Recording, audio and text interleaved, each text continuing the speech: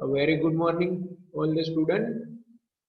हम बात कर रहे हैं कंक्रीट टेक्नोलॉजी की। तो जिसमें हम लास्ट लेक्चर्स में जो डिस्कस कर रहे थे, जो हमारा चैप्टर है फ्रेश कंक्रीट, उसमें हम बात कर रहे थे workability and test of workability. So last lectures में हमने देखा जो वर्केबिलिटी चेक करने के टेस्ट है, जिसमें हमने टोटल 5 टेस्ट के बारे में डिस्कस किया था, जिसमें slump test, compaction factor test, VB consistometer test, flow table test and last में हमने देखा कैलिबल टेस्ट। तो ये सब जो टेस्ट है वो कंक्रीट, जो फ्रेश कंक्रीट है उसकी वर्केबिलिटी कैसी है उसके बेस पे से हम डिसाइड कर सकते हैं।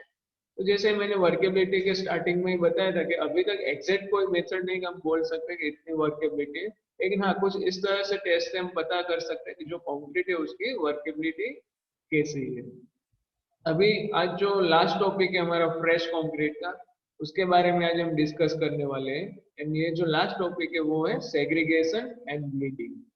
तो इसके बारे में मैंने आगे भी थोड़ी सी आपके साथ डिस्कशन किया है कि सेग्रीगेशन क्या है और क्या उसके उससे क्या प्रॉब्लम होता है और क्या हमें प्रिवेंशन लेना चाहिए। तो उसके बारे में आज हम थोड़ा सा डिटेल में डिस्कस करेंगे। सो चलो स्टार्ट करते हैं कि सेग्रीगेशन एंड ब्लीडिंग क्या है। सो फर्स्ट ऑफ ऑल हम बात करेंगे सेग्रीगेशन की। तो सेग्रीगेशन जैसे कि उसका नाम है उससे भी हमें पता चलता है कि सेग्रीगेशन मतलब अलग होना है। ठीक है, जो भी कंक्रीट के जो भी इंग्रेडिएंट्स है, कंस्टिट्यूट ऑफ द एग्रीगेट जो है कंक्रीट है, उसके जो कंस्टिट्यूट है वो सेग्रीगेट होने की प्रोसेस को ही बोलते हैं सेग्रीगेशन ऑफ द कंक्रीट। ठीक है, सो यहाँ पे फर्स्ट लाइन उसकी डेफिनेशन में लिखा है, it is defined as the separation of constitute material of concrete. ठीक है, जो कंक्रीट के मटेरियल है, कंस्टिट्यूट है, जिसमें fine aggregate, coarse aggregate, cement and water, तो ये जो कंस्टिट्यूट है अगर वो सेपरेट हो जाते हैं तो उसको ही बोलते हैं सेग्रीगेशन।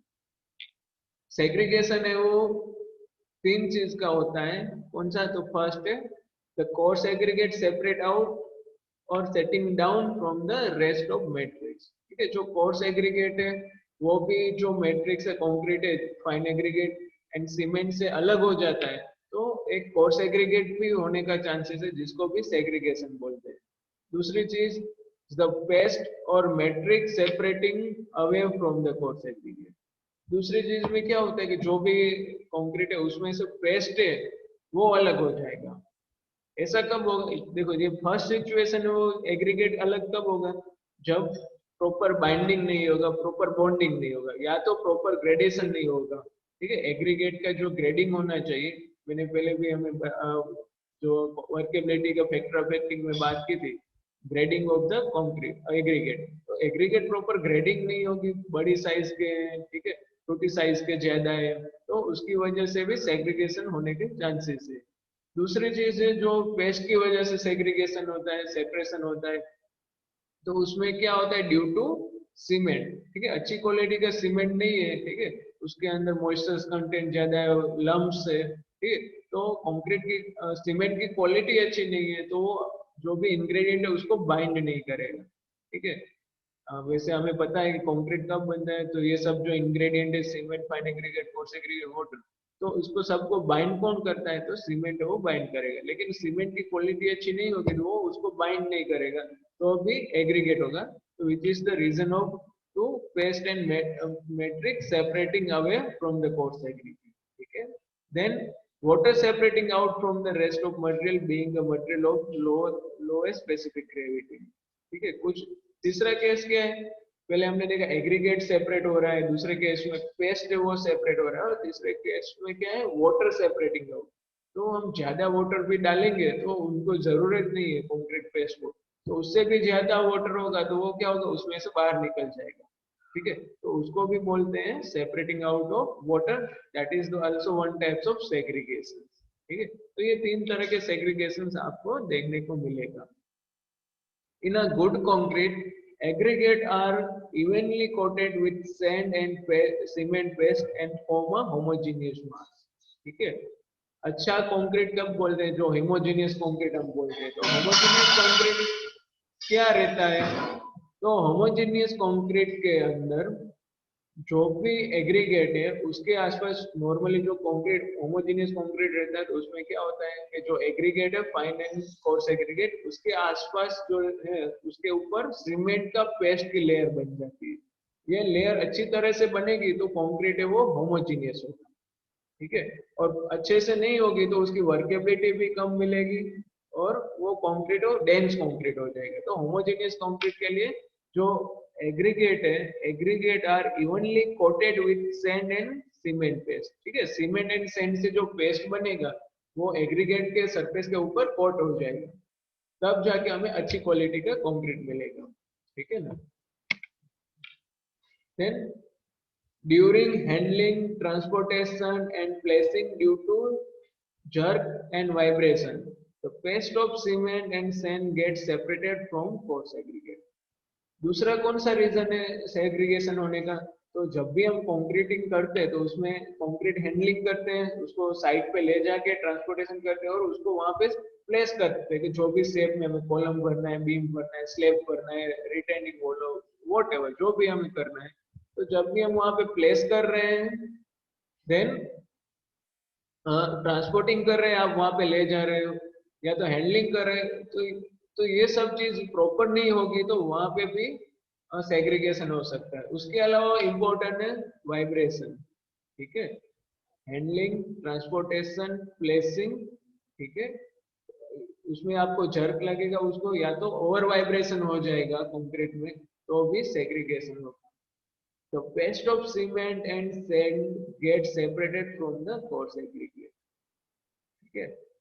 प्रॉपर हैंडलिंग नहीं होगा, ट्रांसपोर्टिंग प्रॉपर नहीं होगा, ठीक है। देन जर्क आएगा या तो वाइब्रेशंस होगा, प्लेसिंग प्रॉपर नहीं होगा। तो ये सब प्रॉपर चीज नहीं होगी तो उसकी वजह से जो कंक्रीट का पेस्ट है वो एग्रीगेट से सेपरेट हो जाएगा, ठीक है। तो हमें ये प्रोसीजर में अच्छी तरह से ध्यान में रखना है। Then if concrete separate during transit, its mixer remixed properly before depositing, ठीक है। आप ट्रांसपोर्टिंग कर रहे हो और कंक्रीट उसमें से सेग्रीगेट हो जाता है तो आपको क्या करना है, साइड पे फिर से उसको रिमिक्स करना पड़ेगा बिफोर उसको प्लेस करने से पहले, तो जो सेग्रीगेशन हो रहा है वो ना हो, ठीक है। यहाँ पे आप अच्छे से इमेज देख सकते हो, ये जो इमेज है वो है सेग्रीगेशन ऑफ कंक्रीट। तो यहाँ पे आप देख सकते हो, ठीक है। देखो यहाँ पे सीमेंट का पेस्ट ही नहीं है लेकिन यहाँ पे स्लरी ज्यादा है, ठीक है। तो प्रॉपर ग्रेडेशन नहीं होगा। देखो यहाँ पे एग्रीगेट का है वो सेग्रीगेशन हो गया है, ठीक है। तो ये भी अच्छी चीज नहीं है, ये इस जगह पे डेंस हो जाएगा और यहाँ पे हमें जो लुब्रिकेशन चाहिए, सीमेंट सैंड का जो जेल पेस्ट चाहिए वो हमें यहाँ पे नहीं मिल रहा है।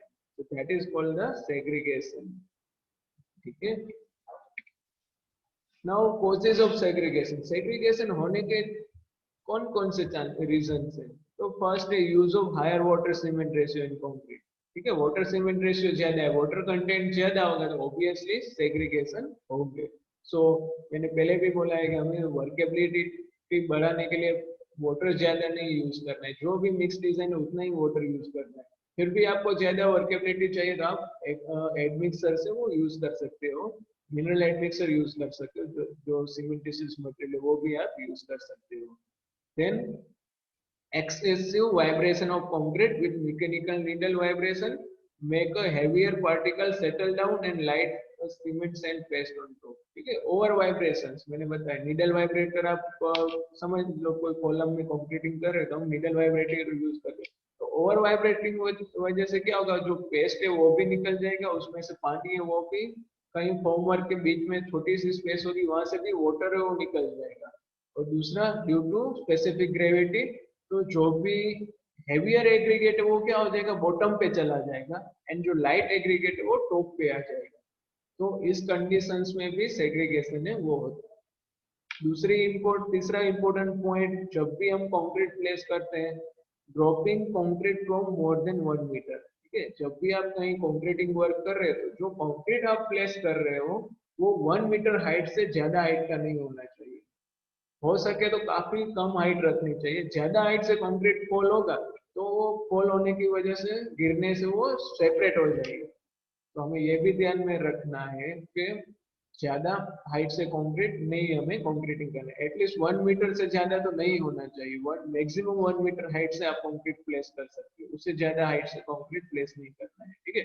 जितनी हाइट ज्यादा होगी तो डिस्टेंस, वर्टिकल डिस्टेंस बढ़ेगा, तो डिस्टेंस ज्यादा हो वैसे तो उसकी स्पेसिफिक ग्रेविटी वेट भी ज्यादा है कंक्रीट का, तो खुद का वेट की वजह से जब भी वो सरफेस पे गिरेगा तो उस पर स्प्रेड हो जाएगा और उसकी वजह से सेग्रीगेशन होगा, ठीक है। एंड लास्ट में अगेन ओवर वाइब्रेटिंग, जो मैंने आपको बताया, vibrating concrete for longer time, आप काफी समय तक नीडल से वाइब्रेट करते रहेंगे, तो मैंने बताया कि जो कॉन्स्टिट्यूशन है जो कंक्रीट के सब इंग्रेडिएंट्स है वो सेपरेट हो जाएगा, ठीक है, और अच्छे से उसकी जो हमें क्वालिटी वो नहीं मिलेगी, एंड सेग्रीगेशन। तो ये अलग अलग जो मैंने बताया चार, जो ये सब रीजन है इसकी वजह से सेग्रीगेशन से वो होता है। अब प्रिवेंशन ऑफ सेग्रीगेशन, सेग्रीगेशंस ना हो उसके लिए क्या करना चाहिए, तो जो मैंने वैसे अभी बताया, ये जो रीजन है कि भाई ये रीजन है उसकी वजह से सेग्रीगेशन हो रहा है, तो ये चीज नहीं होगी तो वो हमारा प्रिवेंशन हो जाएगा, ठीक है। फिर भी थोड़ा डिटेल में देखते हैं यहाँ पे जो प्रिवेंशन लिखा है। तो फर्स्ट पॉइंट है, by maintaining a proper proportioning in the mix segregation can be control. तो फर्स्ट ऑब्वियसली इंपॉर्टेंट है मिक्स बेचिंग, ठीक है। जो भी मिक्स प्रपोजन हमें दिया है वो अच्छे से वो रिच होगा, अच्छा होगा, तो ऑब्वियसली उसमें सेग्रीगेशन नहीं होगा। जैसे कि मैं बताऊंगा 1 जेम 1.5 जेम 3 प्रपोजन है, तो it is very good proportion, but मैं वहां पे प्रपोजन कर रहा हूँ 1 जेम 2 जेम 6, तो देखो वहां पे कोर्स एग्रीगेट का कंटेंट ज्यादा है तो उसके सामने सीमेंट कंटेंट कम है, ठीक है, तो उसमें सेग्रीगेशन होने के चांसेस ज्यादा है। तो first one is a proportion, proper proportioning of in the mix, ठीक है। then by using air entering agent, ठीक है, आप एयर एंटरिंग एजेंट भी यूज कर सकते हो, लेकिन उसके भी लिमिटेशन है। आपको कंक्रीट कैसा चाहिए, आपको स्ट्रक्चरल मेंबर के लिए कंक्रीट चाहिए, ठीक है, तो वो उसमें एयर एंटरिंग एजेंट यूज करेंगे तो उसकी वजह से वर्केबिलिटी बढ़ती है एंड सेग्रीगेशन नहीं होगा, लेकिन स्ट्रेंथ है वो रिड्यूस होगी। उसके अलावा आप एडमिक्सर से वो यूज कर सकते हो, ठीक है, प्लास्टिसाइजर में सुपर प्लास्टिसाइजर ऐसे, उससे आपका सेग्रीगेशन भी नहीं होता है एंड वर्केबिलिटी भी काफी इंक्रीज होती है। Then and using a pozzolanic material, तो जो सीमेंटियस मटेरियल है, ठीक है, एसएससी, तो वो आप पोजोलॉनिक मटेरियल्स भी यूज कर सकते हैं जिसको हम बोलते हैं मिनरल एडमिक्सर्स, तो फ्लाई एस, सिलिका फ्यूम, एचजीबी ऐसे राइजर्स के, तो ये जो पोजोलॉनिक मटेरियल है वो भी आप यूज कर सकते हो in the mix of segregation can be control to some extent, ठीक है, तो ये सब चीज की वजह से भी आप सेग्रीगेशन को रिड्यूस कर सकते हो। Then by careful handling, placing, transportation, compacting and finishing, तो जैसे हमने कोर्सेज में देखा है, अच्छे से हैंडलिंग नहीं होगा, प्लेसिंग प्रॉपर नहीं होगी, ट्रांसपोर्टेशन प्रॉपर नहीं होगा, ओवर कॉम्पैक्शन हो जाएगा, वाइब्रेटिंग ज्यादा होगी, फिनिशिंग प्रॉपर हम नहीं करेंगे तो भी कॉम्पैक्स सेग्रीगेशन से वो होगा। तो ये सब चीजें वो हमें सब केयरफुली करनी है ताकि सेग्रीगेशन ना हो। Then, whenever depth of concrete is more than 1.5 meter, it should be placed through a temporary inclined sheet. तो इसका मतलब क्या होता है, समझ लो कि आपको कॉलम फिल करना है, कंक्रीटिंग करना है, तो कॉलम की हाइट है फॉर एग्जांपल 3 मीटर, 10 फीट की हाइट है, तो हमने तो यहाँ पे बताया 1 मीटर की हाइट में से हम नहीं कर सकते, तो हम बीच में से फॉर्म वर्क काट के या तो निकाल के तो कंक्रीट नहीं फिल करेंगे। जब भी कंक्रीट कॉलम भरते हैं तो पूरे का पूरा कॉलम फिल करना है, तो ऑब्वियसली 1 मीटर की हाइट बढ़ेगी, तो वहां पे हमें क्या करना है, शीट यूज करना है। एक इस तरह से बकेट आता है और उसको हम इंक्लाइन पोर्शंस में डालते हैं, तो देखो यहाँ पे हमें through temporary incline sheet use करनी है। द उसका एंगल जो है वो लिखा है, the angle of inclination should be between 1 जेम 3 टू 1 जेम 2 का, वो हमें उसका स्लोप रखना है, ठीक है, और वो स्लोप में से हमें कंक्रीटिंग है वो कॉलम के अंदर फिल करना है, ठीक है, तो ये भी एक चीज हमको ध्यान में रखनी है, ठीक है। तो ये सब हो गए points prevention of the segregation, ये सब चीज की वजह से हम सेग्रीगेशन है वो प्रिवेंट कर सकते हैं। तो ये बात हो गई हमारी सेग्रीगेशन की। अब इसके बाद हम डिस्कस करेंगे ब्लीडिंग। तो वैसे ब्लीडिंग है वो वन टाइप्स ऑफ सेग्रीगेशन ही है, लेकिन ब्लीडिंग किसको बोलते हैं, तो जो सिर्फ वाटर का सेग्रीगेशन होता है उसको ही ब्लीडिंग बोलते हैं, तो उसके बारे में भी हम डिटेल में बात करते हैं। So it is form of segregation in which water present in concrete mix is pushed upward due to this water tends to move upward. Bleeding ordinarily occurs in the wet mix of concrete. ठीक है, जैसे मैंने बताया it is form of segregation, one type of segregation ही है bleeding, लेकिन bleeding में क्या होता है, सिर्फ वाटर का ही सेग्रीगेशन होता है, in which water present in concrete mix is pushed upward due to the water tend to move upward side. ठीक है, और ब्लीडिंग में क्या होता है, जो सरफेस पे वाटर आ जाता है उसको ब्लीडिंग बोलते हैं, जो सेग्रीगेशन है तो उसमें काफी चीजें अफेक्ट करती है, जैसे मैंने आपको बताया कि ओवर वाइब्रेशन से, या तो प्रॉपर मिक्सिंग नहीं है, बैचिंग प्रॉपर नहीं है, तो उसकी वजह से जो वाटर है वो सरफेस पे आ जाएगा due to heavy weight of the course aggregate, तो उसको बोलते हैं ब्लीडिंग.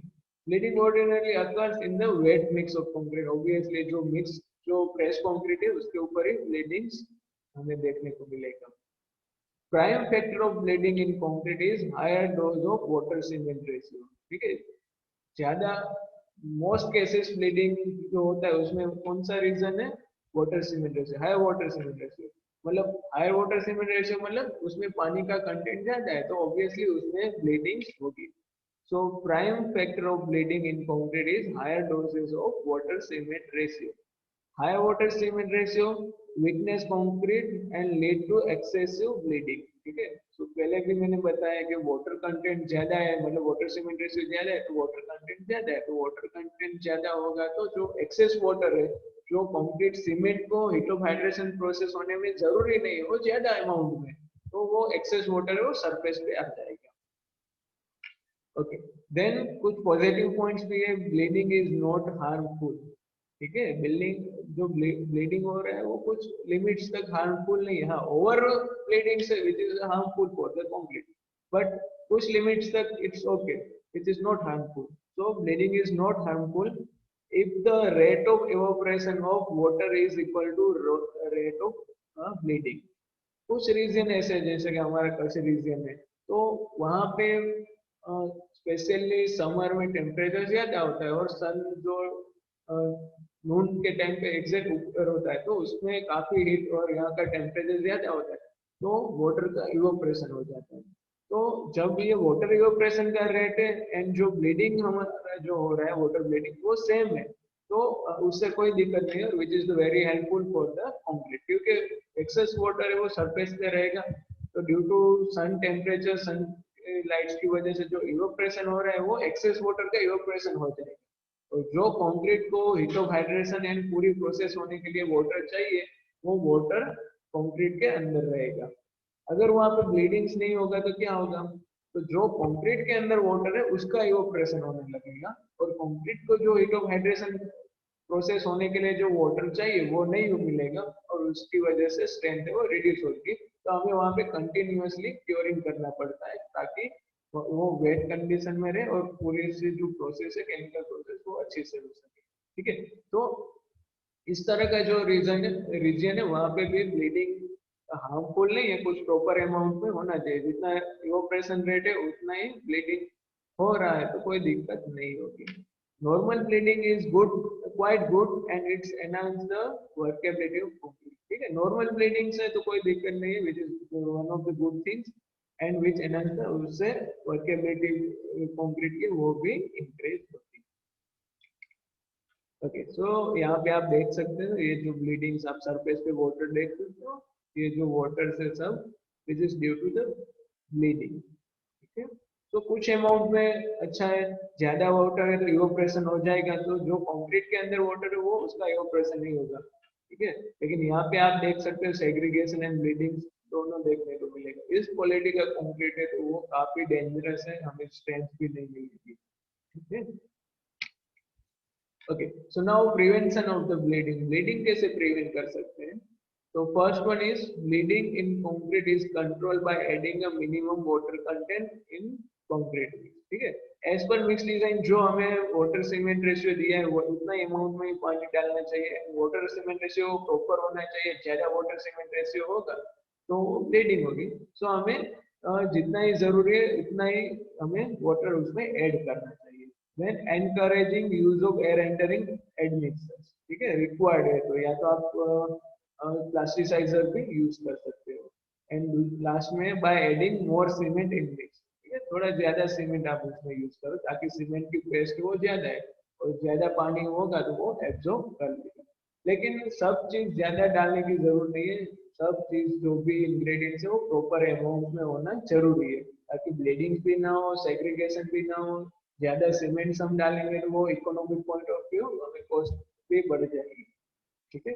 सो इस तरह से हम प्रिवेंट कर सकते हैं। सो ये हो गया, अब होगा प्रिवेंशन ऑफ द ब्लीडिंग। सो ये हमारा आज का लास्ट टॉपिक था जो था segregation and bleeding. Exam point of view काफी इंपॉर्टेंट क्वेश्चन है, काफी बार एग्जाम में आया है कि explain segregation and bleeding in detail, 7 marks का क्वेश्चन। सिर्फ आपको 3 या तो 4 मार्क्स में कोई भी एक पूछा जा सकता है, एक्सप्लेन सेग्रीगेशन या तो एक्सप्लेन ब्लीडिंग। सो काफी इजी है एंड काफी सिंपल है, तो आप आराम से अच्छी तरह से एग्जाम में ये सब चीजें वो लिख सकेंगे। तो आई होप कि आपको जो अभी तक हमने ये चैप्टर में डिस्कस किया अच्छी तरह से समझ में आया होगा। आज हम ये जो हमारा फ्रेश कंक्रीट चैप्टर है यहाँ पे कंप्लीट कर रहे हैं। इसके बाद जो नेक्स्ट चैप्टर है हमारा वो है हार्ड एंड कंक्रीट। अभी जो कंक्रीट है वो फ्रेश कंडीशन में था तो उसके बारे में हमने डिस्कस किया। अभी जो हम डिस्कस करेंगे तो जो कंक्रीट हार्ड हो जाएगा उसके बाद जो उसकी प्रॉपर्टीज उसके रिगार्डिंग जो टॉपिक है उसके बारे में हम नेक्स्ट लेक्चर्स में डिस्कस करेंगे। सो आई होप कि जो फ्रेश कंक्रीट के जितने भी टॉपिक हमने डिस्कस किए, कंक्रीट मिक्सिंग की पूरी कंक्रीट बनाने की प्रोसेस से लेकर workability of concrete and last में segregation and bleeding of the, okay. So आज यहाँ तक रखते हैं, नेक्स्ट लेक्चर्स में जो नया टॉपिक है उसके बारे में हम डिस्कस